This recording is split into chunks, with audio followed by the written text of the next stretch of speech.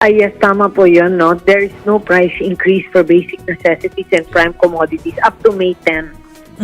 The initial was up to April 30. Ngayon, up to May 10. Nag-usap po kami ng mga manufacturers a few days ago, and we've come to an agreement that the no price increase for basic necessities and prime commodities will be up to May 10. Opo. Secretary, buti kinakaya po ng ating manufacturers na wala munang adjustment for now. Gaano po ba kalaki yung impact nitong oil price adjustments dito po sa ating mga basic commodities? Actually, we know or we realize na meron talagang impact, no? But for now, there's no price increase for basic necessities and prime commodities.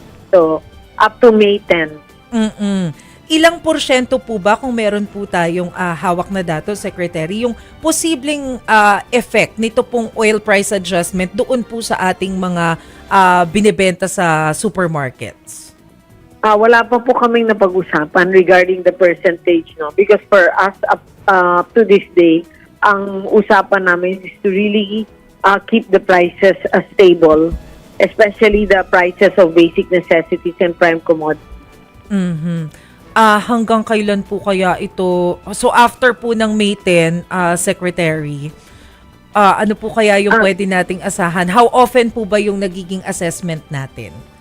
Okay. Weekly kami mag-meet. So next week, mag-uusap ulit kami. And then we will update the public once may information na po kami about our meeting with the manufacturers and also with the retailers